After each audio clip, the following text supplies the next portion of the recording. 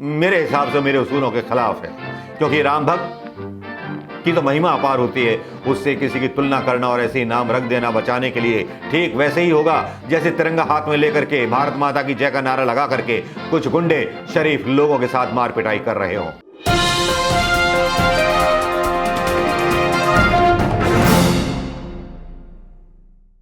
तो मैं मनोज कुमार शर्मा आजाद हिंद आवाज न्यूज के लिए आपके बीच में एक बार फिर।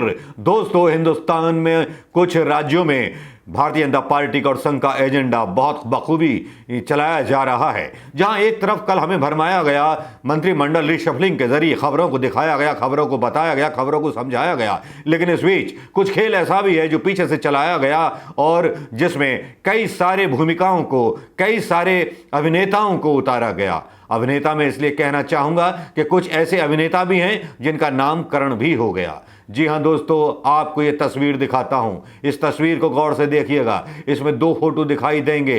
जी हां, ये दो फोटो हैं एनआरसी और सीए बिल आंदोलन के दौरान। इसमें एक युवक भी दिखाई देगा जो पिस्तौल लेकर के भीड़ के ऊपर सीधा पिस्तौल तान करके शाहीन बाग की वार कर रहा है, धमाके कर रहा है। ये तस्वीरें बहुत ज़्यादा पुरानी नहीं हुई हैं।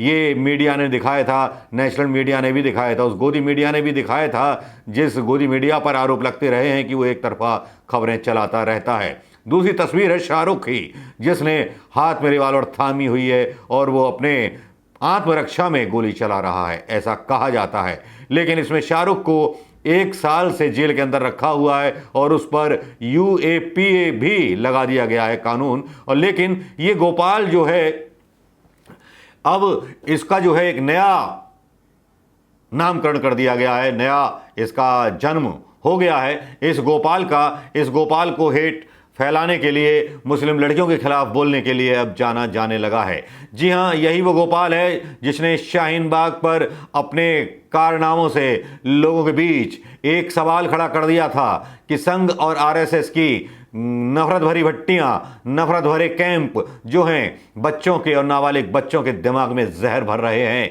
धर्म की खेती के नाम पर, धर्म के नाम पर। गया है राम भक्त गोपाल। अब ये राम भक्त गोपाल पता नहीं कौन से राम भक्त हैं। हनुमान जी भी राम भक्त थे और भी लोग राम भक्त हैं, और भी लोग हैं राम भक्त जिन्होंने भगवान श्री राम के मंदिर में चंदा दान किया है। ऐसे मुसलमान भाई भी हैं जिन्होंने राम मंदिर के निर्माण के लिए दान किया है, लेकिन वो भी राम भक्त हैं। लेकिन राम भक्त कभी हिंसक नहीं होते, कभी किसी की हत्या नहीं करते, कभी किसी की मर्यादा और किसी की इज्जत नहीं लूटते। लेकिन ये राम भक्त, ये कथित राम भक्त कहला करके भगवान राम के आदर्शों को ही चुनौती दे रहा है, उस धर्म को चुनौती दे रहा है जिस सनातन धर्म में स्त्री की मान, मर्यादा और इज्जत की रक्षा के लिए राजपूतों ने अपना खून बहा दिया, अपनी कसम निभाने की खातिर अपना राज्य लुटा दिया, अपने आप को बर्बाद कर दिया। ये राम भक्त जो है जाता है हरियाणा के पटौदी गांव में और वहां जाकर के नफरत भरी स्पीच देता है, वो नारे लगवाता है, एक वर्ग विशेष के नरसंहार का आह्वान करता है। वो वीडियो हम यहां डाल नहीं सकते दोस्तों, क्योंकि हमारी भी कुछ मर्यादा और हमारी भी कुछ मजबूरी है। क्योंकि उस वीडियो को डालने के बाद हो सकता है कि उस वीडियो को नफरत और जहर फैलाने के आरोप में हम पर भी उंगलियां उठ जाएं। इसलिए केवल बोलना ही ज्यादा अच्छा होगा इनके बारे में, क्योंकि इस लड़के को, इस नाबालिग लड़के को हथियारों के साथ फोटो खिंचाने का बहुत शौक है, फेसबुक पर आने का बहुत शौक है, इस्लामिक टेररिस्ट कह करके उसको ढूंढने का बहुत शौक है। ट्रेंड चल रहा है सोशल मीडिया पर, सवाल पूछे जा रहे हैं सरकार से सवाल पूछना लाजमी भी है और लाजिम बनता भी है, क्योंकि एक मासूम से बच्चे के हाथ में एक नाबालिग लड़का जिसके दिल में इतना जहर भरा हुआ है मुसलमानों के विरोध में कि वो कुछ भी करने के लिए, लड़ने के लिए तैयार है, अपनी उन चीज़ों के साथ जिन चीज़ों के साथ उसके दिमाग में जहर घोल दिया गया है, वो जहर जो निकलने का नाम नहीं ले रहा, वो जहर जो पूरे समाज को, पूरे देश को की एकता, अखंडता को, प्रेम को, अहिंसा को निगल लेना चाहता है। दोस्तों, इसके जिम्मेदार कौन?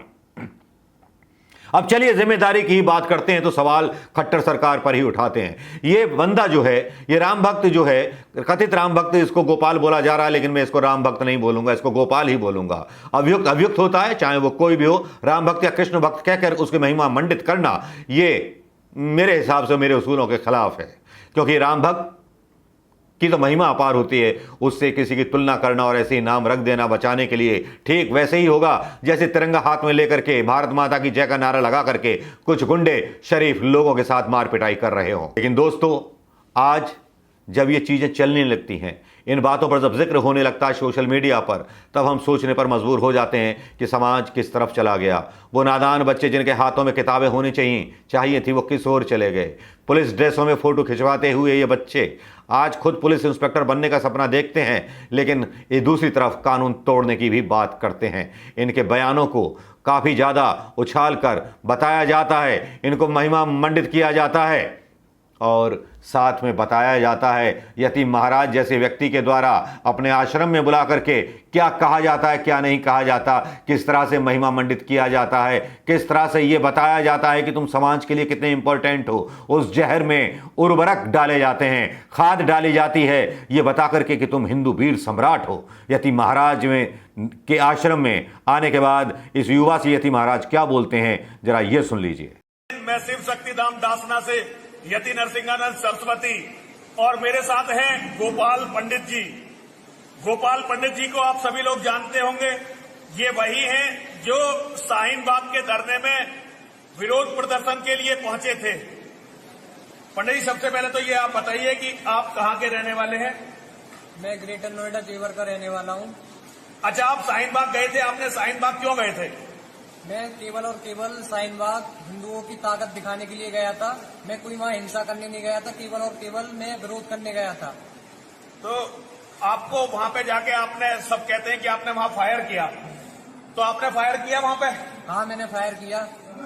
तो फायर किया तो आपके पास जो हथियार था वो पुलिस वालों ने पकड़ लिया? पकड़ लिया।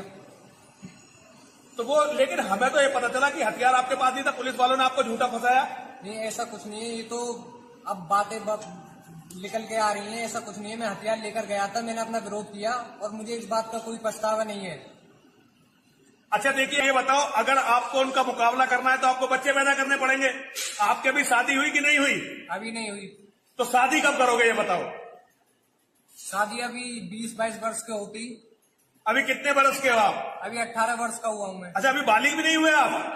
अभी बालिग हुआ हूँ, मतलब जल्दी में, अप्रैल में हुआ था। अप्रैल में हो गए थे। यतीम महाराज ने जो कहा वो आपने सुन लिया होगा। यतीम महाराज ने किस तरह से इसको महिमा मंडित करने की बात कही है और किस तरह से बताया है कि शाहीन बाग में जो इंसिडेंट हुआ वो क्यों किया गया था। ये बच्चा भी, ये नाबालिग बच्चा भी कबूल करता है। लेकिन ये नाबालिग बच्चा कहना क्या उचित होगा? नहीं, नाबालिग बच्चा कहना कहीं से भी उचित नहीं होगा।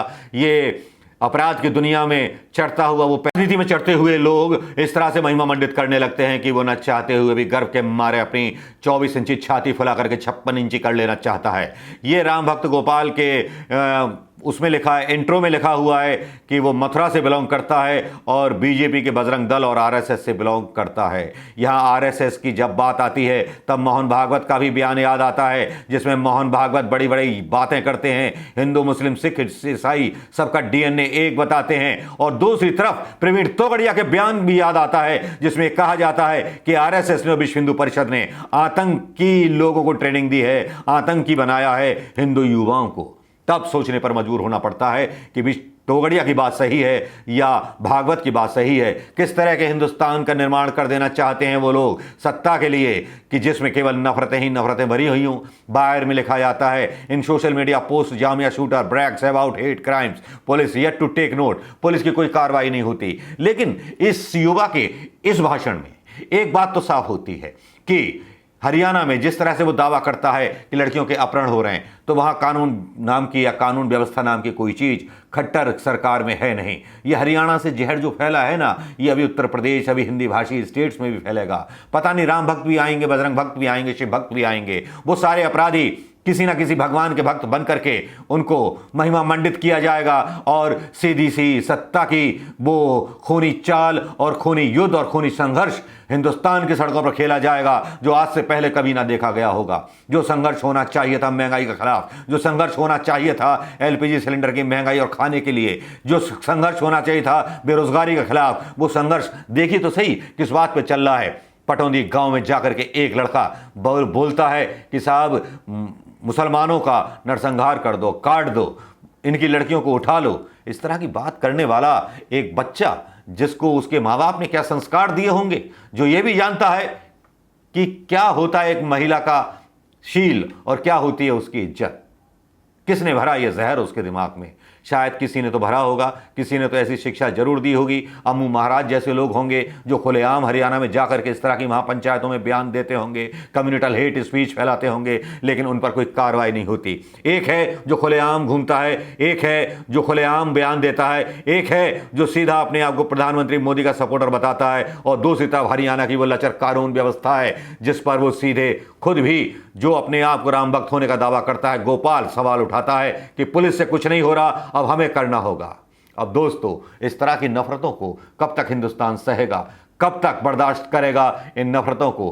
क्या इनके खिलाफ कोई कार्रवाई करेगा कानून? क्या संविधान कोई इनके खिलाफ कार्रवाई करेगा? क्या हरियाणा सरकार इनके खिलाफ कोई कार्रवाई करेगी? या इससे पूछा जाएगा कि इसने किस मकसद से वो जहर भरा भाषण दिया और किस मकसद से वहां लोगों की भीड़ जुटाई गई, क्यों जुटाई गई, किस लिए जुटाई गई? क्या एक बार फिर से हरियाणा में किसान आंदोलन को कुचलने के लिए इस तरह की धर्म से उन्माद भरी राजनीति का आविष्कार किया जा रहा है या परिष्कार किया जा रहा है? मुझे तो लगता है कि खट्टर गवर्नमेंट में इस तरह की हेट स्पीच वालों को आश्रय दिया जा रहा है, राजनीतिक शरण दी जा रही है। फेसबुक पर भी खुलेआम बोला जा रहा है, ट्विटर पर भी खुलेआम बोला जा रहा है। वहां पर कोई भी धारा, कोई भी यूएपीए नहीं लग रहा, कोई भी सोशल मीडिया के कानून का उल्लंघन नहीं हो रहा, क्योंकि वो भारतीय जनता पार्टी और आरएसएस और बजरंग दल का समर्थक है। अगर कोई और बोल देगा तो शायद उसे काल कोठरी के अंधेरों में इतने दिन डाल दिया जाए, शायद वो दिन और रात गिनना भूल जाए। तो दोस्तों, इस यूट्यूब ब्लॉग पर आपका क्या कहना है? अपने कमेंट करके बताएं और वीडियो को ज़्यादा से ज़्यादा शेयर करें और गिरफ्तारी की मांग करें ऐसे लोगों की, ऐसे नकली लोगों की जो अपने आप को राम भक्त कहते हुए दम भरते हैं कि वो सही हिंदुत्व का प्रतिनिधित्व करते हैं। नमस्कार, जय हिंद दोस्तों।